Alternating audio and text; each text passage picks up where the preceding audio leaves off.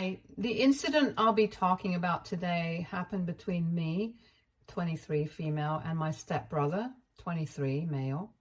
Let's call him Tom for the story's sake. I was adopted by my stepfather during my preteens after my biological father left my mother for someone he liked. My mother had not been in great health, so his reason was that he couldn't take her burden. After the divorce, my mom met my stepdad at the hospital where he was treating her as a doctor. They felt a connection and soon got married. My stepfather was widowed and had a son, Tom. Tom didn't like me and my mom from the get-go. At first, both parents thought it was a reaction to a new dynamic. But Tom's behavior didn't change much over the years. He wasn't blatantly cruel to me and my mom, but he was generally distant and extremely rude. For example, we both went to the same school, but he wouldn't acknowledge me as his sister or invite me to play with his friends. Soon after their marriage, my mother fell extremely ill, and it was revealed that she was suffering from stage 4 cancer and wouldn't live much longer. It was then that my stepdad decided to adopt me so that I would have someone to call family after my mother passed away. Even at my mother's passing, Tom didn't get involved much. Instead, he planned a vacation with his friends on the day of my mother's wake. And after his father's repeated insistence and a lot of drama, he canceled it. My stepdad had been extremely nice to me throughout my childhood and never made me feel like an outsider, but he was so busy with his work that he was barely home. So with just Tom and me together, many silly fights happened. One thing I realized about him was that he was a spoiled brat. Tom was an above-average student, but couldn't get into a good college. I, on the other hand, was extremely meritorious and knew I would get into a great college. We both had plans to go to med school after graduation, with his motive being the money and my motive being to become like my stepdad. We rarely saw each other once we left for college, only during holidays with Dad. I had no contact with him outside our house, and it was during our biannual family gatherings that I found out about him splurging his time and money on partying with friends. But I didn't care. As soon as we finished our graduation, we both attempted the med school entrance exam. I got in on the first attempt, whereas Tom failed. From that point on, his dislike for me turned into jealousy. My stepdad was elated at my achievement and planned a short vacation for a week to Cambodia for me and Tom. Tom hesitated at first, but agreed after Dad convinced him by assuring him that he would personally oversee Tom's progress for his next attempt. I was just excited to have some free time after so much hard work.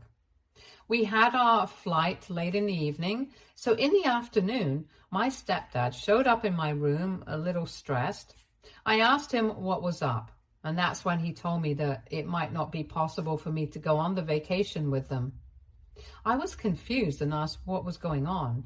He told me that Tom was snooping around his closet to find some old books my stepdad had, and that's where he found these medical reports that belonged to me. He told me that my mother hadn't ever shown these to him, and they said that I had a heart condition since childhood, which made it unsafe for me to travel by airplane. For clarity's sake, my college was a 1-hour ride from my hometown, so I had almost never taken a flight during all these years. I looked at the reports and they seemed real. I was pretty bummed out, and my stepdad decided to cancel the trip altogether. I didn't like that because he was quite excited about the trip as well, so I forced him to go with Tom and assured him that I would be fine having a quiet weekend at home. After a lot of back and forth, him and Tom finally decided to go on the vacation. The next week was more eventful for me than I had thought. My stepdad used to constantly send me pictures from his vacation, and I reacted to them very half-heartedly just for his sake. I was pretty curious about the medical reports and decided to research the heart problem I supposedly had with the help of Google and some friends I had made while prepping for the entrance. I realized that the disease was hereditary. Since I had a lot of time on my hands, I decided to find my mom's report and see if she had it, which, to my surprise, she did not. Then I thought it might have been from my dad's side. My biological dad was not a very good person and had gone to jail a few times and was currently in one. So I thought I might ask for his medical information from the jail, since I needed to know it for my own health. They told me he would have to sign for access and they'd get back to me if they could give it to me.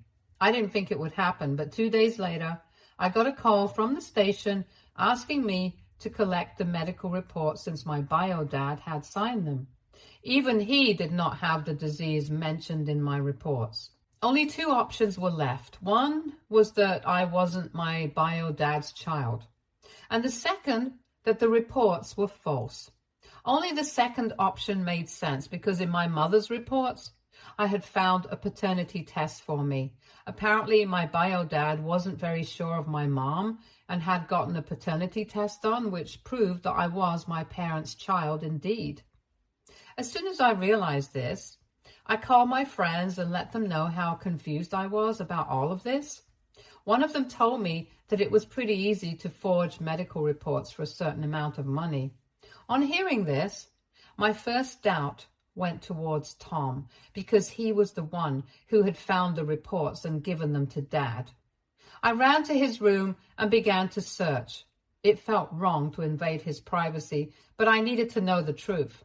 In his desk drawer, under a pile of papers, I found a draft of the medical reports.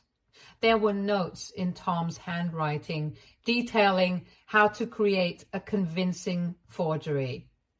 I was shocked at the revelation. I knew he didn't like me, but I didn't expect him to go this far to actually exclude me. I also found a suspicious-looking diary lying there, but I was too shocked to look beyond the reports. I wanted to tell my dad right then about what had happened, but decided not to spoil his trip. The next day, when I was finally able to gather my thoughts, I decided to go back to Tom's room and clean it up a bit. I stumbled upon that black diary again, and after a lot of consideration, I decided to open and read it. What I found was something I couldn't have imagined in my wildest dreams. The diary had daily entries of money Tom had spent during college. A lot of it went to a few people only, and their numbers were given up against their names. I gathered all the courage I had and called one of those numbers. On talking, I realized they were the numbers of some loan sharks.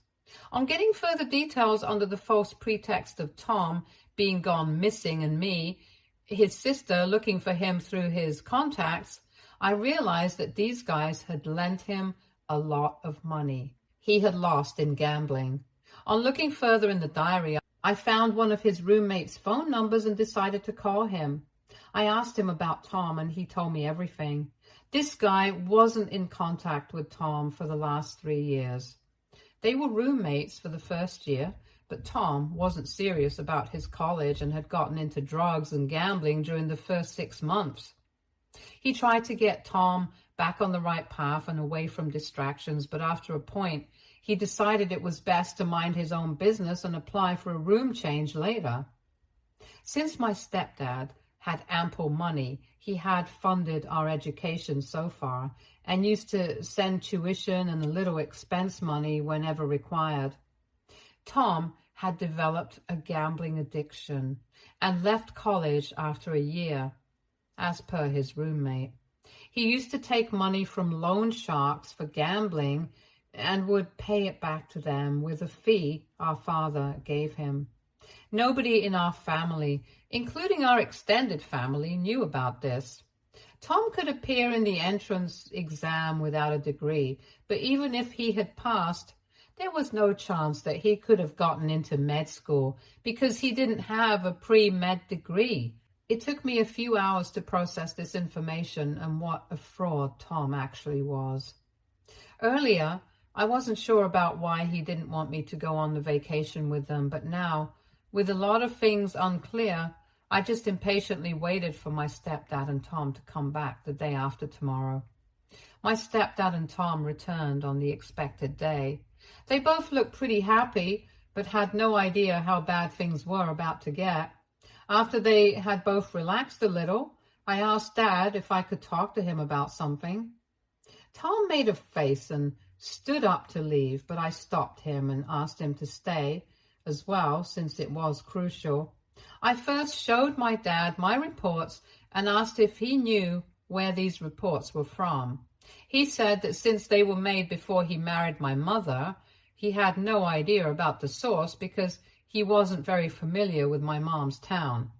I could see Tom's face turning red beside him.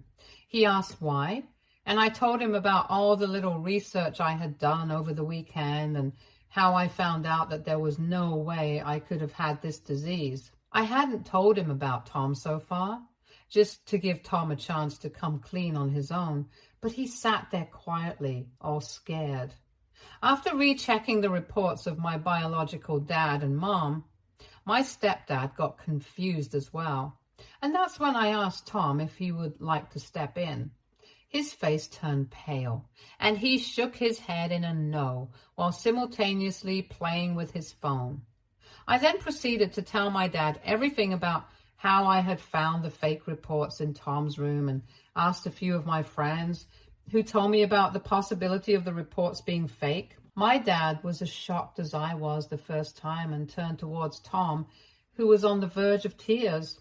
I decided that I'd first get the answer about why he wanted to exclude me from the vacation and then reveal the truth about his fake life. Dad began shouting at him, asking where he got the reports from and what was the need for him to do something like this. He stayed quiet for the longest time before finally breaking his silence. He said that after my mom had passed, our dad paid a lot more attention to me than him. He had always resented me for stealing his dad from him, and that limit was crossed once I cleared the medical entrance exam and he could not. He claimed there was no malice on his side behind this step. He just wanted to spend a week with his dad alone. He also told my stepdad that he got the reports from a college friend of his who had some connections. My stepdad was extremely pissed at him and was too angry even to look at him. He turned his face towards me and with tears in his eyes, apologized for Tom's idiotic behavior. Tom, on the other hand, was also profusely crying, asking for an apology from both me and his dad. I hugged Dad and told him he had nothing to do with this and turned towards Tom. Then I asked him if he still wanted to tell something to our dad before I revealed the truth. My stepdad was extremely confused at this, and Tom realized what was going on. His tears immediately stopped and he ran to his room. Before I could tell my stepdad anything, he came back from his room with a bag on his shoulder. Dad tried to get hold of him, but he stormed out of the house and sat outside in an Uber he had called. My stepdad was too frazzled by all of this and sat down to calm himself. We've now been trying to contact Tom via calls constantly, only for him not to pick up. I still haven't told my stepdad about his alternative life because I fear it could take a toll on him right now, and to toy with his health is the last thing I would do. I'll tell him as soon as I find the right time, till we hear something from Tom, who left in a frenzy. Update 1.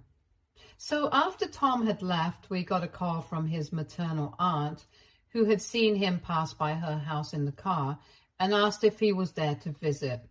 Some news of Tom calmed my stepdad down, and he asked her if Tom had stopped by. She said he hadn't, but she'd call him and ask if he wished to spend the night because she felt something was wrong. Dad thanked her and hung up. A few hours later, he got a text from the aunt saying that Tom was with her, safe. My stepdad immediately got ready to leave and bring Tom back home. This was the right time. I asked him to wait and sit down because there was something much bigger I wished to reveal to him. I went into my room and got Tom's diary. I had sneaked it away the day I found it and kept it hidden as proof.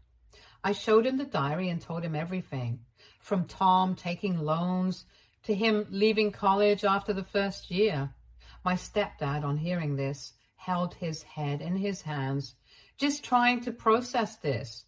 We finally decided that now wasn't the time to bring Tom back home, at least until my stepdad could make sense of Tom's fraud. Over the next 3 days, my stepdad constantly kept in touch with Tom's aunt to know about Tom's whereabouts. The aunt's behavior changed towards my stepdad after a day or two, and on asking, she revealed that Tom had told her the reason he ran away from home. My stepdad, all perplexed, asked her why she was being rude to him if that was the case. She said she obviously wouldn't want to talk to someone who is treating their son so harshly and so blatantly practicing favoritism towards their stepdaughter. My stepdad got extremely angry at this and asked Tom's aunt to shut up and told her the truth. She didn't believe it at first, but once he sent her the fake reports Tom had forged, she got quiet and said she'd talk to my stepdad later, after talking to Tom once she got back home from work. That same night, my stepdad got a call from Tom's aunt, who said that Tom had quietly left her house while she was at work and took with him a bundle of cash she had kept for emergencies in a hidden drawer. She also said he left her a letter saying that he was heading to his grandparents' house in another state and would appreciate it if his dad didn't know about him. My stepdad at this point was so frustrated with Tom and his shenanigans that he decided not to waste time finding out where Tom was. He directly called his mom and dad, who didn't pick up his calls. They both rarely use anything related to modern tech, and even the phones they have are for emergencies. So he wrote them a letter asking them to call him immediately after Tom reached them. Update 2. It has been a week since the last update and a lot has gone down. My step-grandparents do live in a not-so-far state, so the letter reached them within 2 days. Tom had arrived at their house before the letter and had no idea about it. He told the same, "Dad isn't treating me right," story to his grandparents, who chose to believe him. They called my dad and asked him to meet them as soon as he could because it was urgent. My dad took me with him and we flew out the same night. On reaching there, Dad immediately started looking for Tom, who was nowhere to be found. Tom's grandma led us into the living room and asked my stepdad to calm down. Tom's grandpa told my stepdad that Tom was safe in his own room but wouldn't meet us because he feared something terrible might happen if we met. My stepdad immediately told him the whole deal about Tom, how he had run away, stealing his aunt's money with proof, and how he needed to be held accountable. Grandpa told him he knew this story was a fake one because my stepdad wanted to give me everything from his will, as told to them by Tom. My stepdad tried to convince him it was fake, but Tom had gotten some fake documents stating it was my dad's will, which mentioned how he planned on giving me everything. My stepdad tried to explain to his father that he never had a will, but all the efforts were futile. After a lot of fighting and not getting to see Tom, we decided to leave. Before leaving, Tom's grandma told my dad that he was going to give Tom all the inheritance that was supposed to be my stepdad's. My stepdad was shocked at this, and it looked like he got emotional at the prospect of his own family turning against him. But he felt so defeated in front of his dad that he decided to leave without a word. While leaving, we saw Tom looking down at us from his room's window with a very sorry face. My stepdad was extremely stressed over all this, and I felt bad for being the bearer of bad news. He comforted me and told me none of it was my fault and that I should be prepared to leave for med school next month. He was now done with Tom and was actually going to remove his name from his own will. He wanted to have a final confrontation with Tom for some answers as to why he was doing this. and then cut all contact with him. Update 3. So I'm writing this update a few days after the last one. We hadn't been in contact with Tom or his grandparents, and honestly at this point, my stepdad and I just wished to move on with our lives temporarily. I was packing for my med school, whereas Dad got busy with his work. One day, he got a missed call from his parents. Since they don't really use phones, he assumed the worst and called them back, all worried. His mom was crying on the phone and couldn't say much, so his dad took the phone and he sounded tense as well. Before my stepdad could ask, his dad told him the whole incident. Apparently, right after we left Tom's grandparents' home, he came down from his room and cried in front of them. He told them how he was never going to get anywhere with no money and that his dreams of becoming a doctor might also just shatter. This led to them feeling pity for him, and under the manipulation, they signed a check of $50,000, which is a pretty huge amount, to him, but only for emergencies. The next day, Tom was again gone with the check, and this time he left no note or anything. They tried calling him, but the phone seemed to be perpetually switched off. My stepdad asked them to calm down on the phone and decided to let everyone know about Tom so that he wouldn't be able to manipulate anyone they knew anymore. He came home early that day and wrote a Facebook post describing everything Tom had done so far, including stealing from his aunt and his old grandparents. He mentioned clearly in that post to consider this a caution to not be another one of Tom's victims. The post got a lot of impressions. He then called Tom's aunt and invited her to our home along with his parents who were flying out that night. And when they met, he asked if they had gotten any calls from Tom, which both parties denied. Then he suggested filing a case against Tom if they wished to get back their lost money because he saw no other way to get hold of Tom. After a lot of hesitation and deliberation, they agreed. They all went to our local police station and filed a complaint of robbery and forgery against him. His grandparents apologized to my stepdad for not trusting him, and he decided to send them back and take care of the case on their behalf.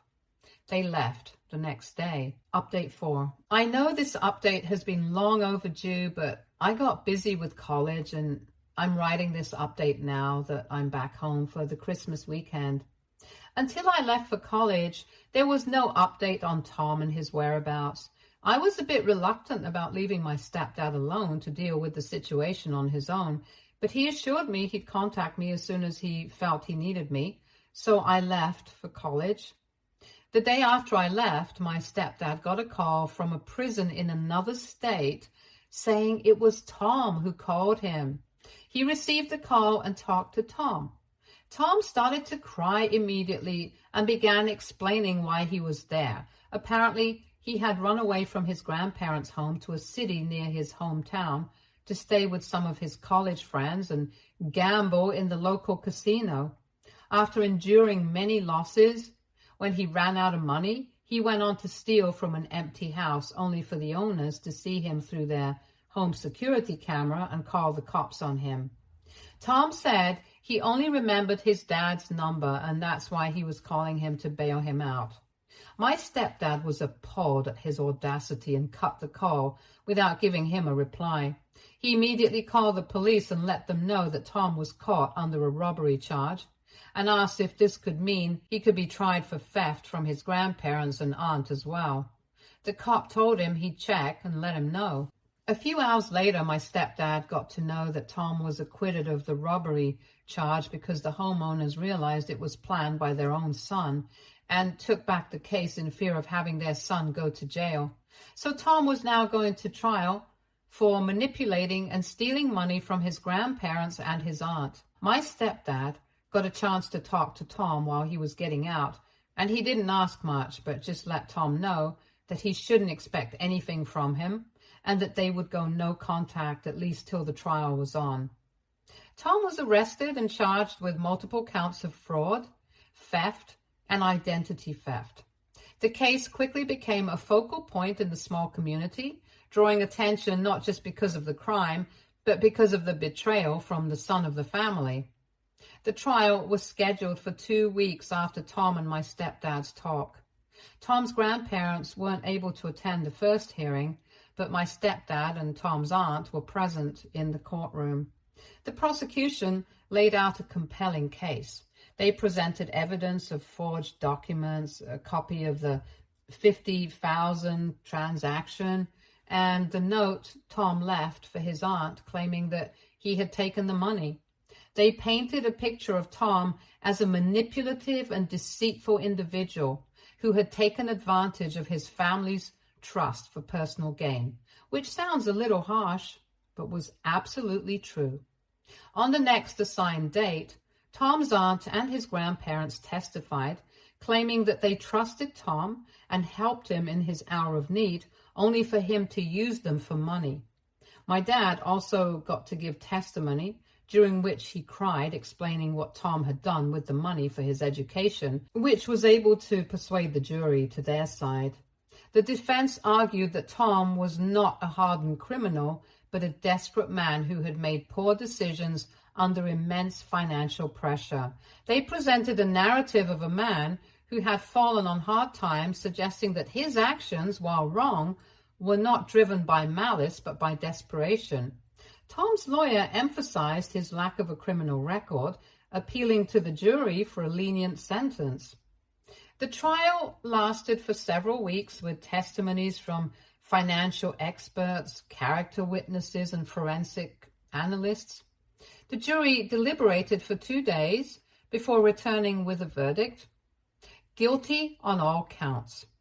The judge, while acknowledging Tom's lack of prior offenses and the difficult circumstances, emphasized the severity of the crime and the breach of trust. Tom was sentenced to 5 years in prison with the possibility of parole after a year for good behavior, and he was asked to pay his aunt and grandparents, which at this point could have taken years. My stepdad got to talk to Tom before he was taken to jail. The only question he asked Tom was, why? Tom responded that he had felt lonely all his childhood, and in high school he developed friendships with people who were into drugs and such stuff. This is where his habit of gambling started, and he had been using that money to maintain an alternative lifestyle way beyond what his father could actually provide for him. He had no idea when the fun and games turned into an addiction. And in his pursuit not to lose friends in college, he started to gamble way more than he could afford by taking loans from shady people. He continued that the loans were getting much heftier than what our dad sent, so the only option left for him was to pay back with the tuition fee. He claimed that he had realized his fraud might be revealed after he gave the entrance. When I cleared the exam, he could see what his life could have been and got extremely jealous, and in that moment, he used his connections to get fake reports of me being ill. That triggered the domino effect, and the results were in front of everyone. My stepdad was not in a state to say much and just left. I couldn't believe all that had gone down while I was at college and consoled my stepdad, who got emotional telling the story. Update 5. This will be the final update. It has now been 6 months since Tom was sentenced. My stepdad and his parents had completely cut off from Tom and didn't check on him while he was in jail. His aunt still pitied him and visited once in a while. Tom had written a letter from jail to me, as he knew in which college I was studying. It was an apology for all he had done and an attempt to rekindle a relationship with the only family he had left. I decided to visit him once. He looked well and apologized profusely to me. I told him that there wasn't a relationship between us in the first place, so he shouldn't think of us meeting as a start to anything new, at least until I can get over it. He agreed, and we decided to take it slow in building our relationship. He mentioned that seeing me work for my future had led him to reconsider his decisions, and he wanted to continue his studies from prison. He asked if I could send him some resources for it over the years, and I said yes, because I believe people deserve second chances. I told my stepdad about it, and he wasn't pleased, but said he wouldn't interfere as long as I was okay with it. Stay tuned for more stories from Argo